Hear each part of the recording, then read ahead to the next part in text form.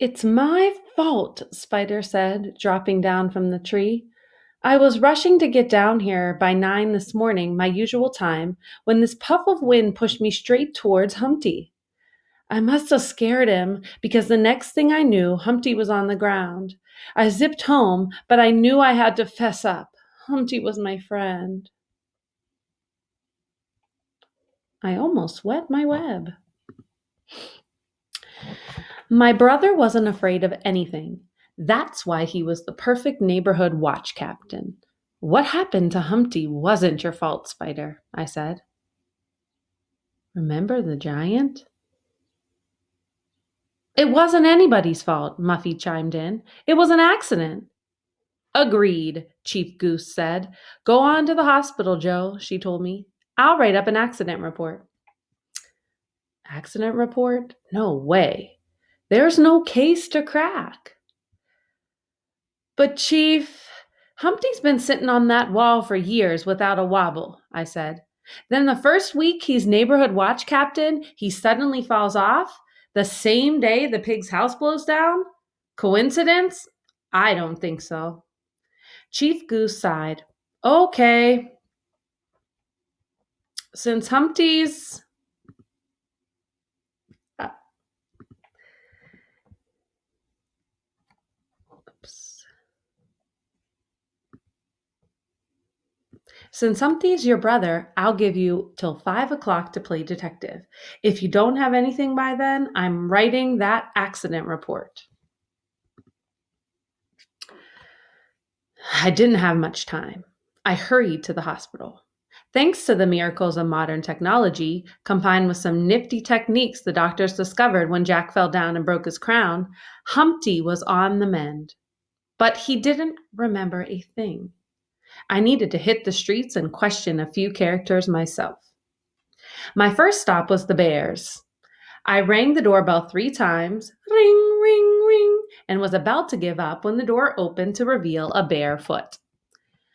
I was expecting a barefoot. I showed the blonde my badge and asked about the bear's whereabouts. I'm house sitting, she said, yawning. Late night? I asked. Early morning, some dog started howling and woke me up. How early? I probed. 9 a.m., she said.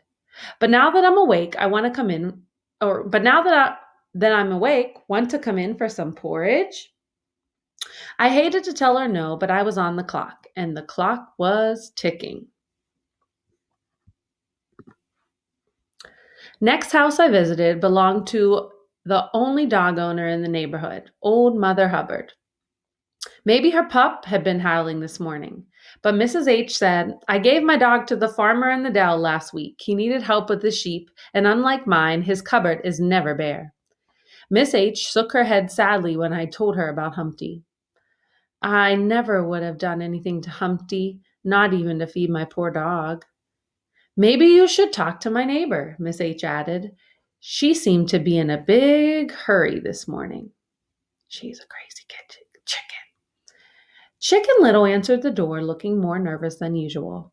Am I in trouble? I played it cool. You tell me, I said, keeping a close eye on her in case she tried to fly the coop. If it's about what happened this morning, it's not my fault, Chicken Little said. You know what happened this morning? Of course I know, she shouted. The sky fell and I didn't warn anybody. I've learned to keep my beak shut. The sky didn't fall this morning, I said. Humpty did. From her surprised look, I knew she was innocent. He's going to be okay, I said. I love that egg like he's one of my own, Chicken Little sniffled.